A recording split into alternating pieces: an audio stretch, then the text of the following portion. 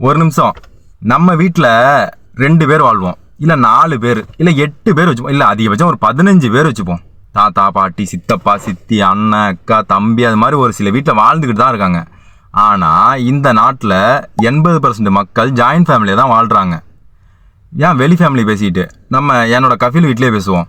மொத்தம் 43 பேர் அந்த வீட்டில் இருக்காங்க. என் கஃபிலுக்கு மட்டும் 7 பசங்க 2 பொண்ணுங்க. அதில் 6 பசங்களும் கல்யாணம் ஆகிட்டு 2 பொண்ணுங்க கல்யாணம் ஆகி மறு வீட்டுக்கு போயிட்டாங்க.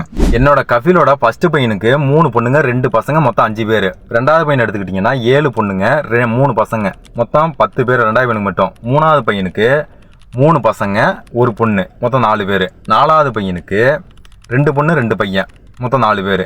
5வது பையன் எடுத்துக்கிட்டிங்கன்னா 2 பொண்ணு 1 பையன், மொத்தம் 3 பேர். 6வது பையன் எடுத்துக்கிட்டிங்கன்னா 2 பொண்ணுங்க. அது மட்டும் கிடையாது, குழந்தை வளர்க்குறதுக்கு தனியாக, சமைக்கிறதுக்கு தனியாக, அது ஒரு 10 பேர், ஒவ்வொரு வீட்டுக்கும் ஒரு ஆள். அவங்கெல்லாம் சேர்த்தா ஒரு 52 53 பேர் இந்த வீட்டில் இருக்காங்க. இந்த வீட்டில் மட்டும் கிடையாது, இந்த நாட்டில் இப்படி தான். இங்கே இது மாதிரியான வீடுகளில் தான் பல பேர் இன்னும் ஒற்றுமையாக வாழ்ந்துக்கிட்டு இருக்காங்க இந்த நாட்டில். இதேமாதிரி விஷயங்களை உங்கள் ஃப்ரெண்ட்ஸ் அண்ட் ஃபேமிலிக்கு ஷேர் பண்ணிவிட்டு நம்ம பேஜை ஃபாலோ பண்ணிங்க நண்பா. பாய்.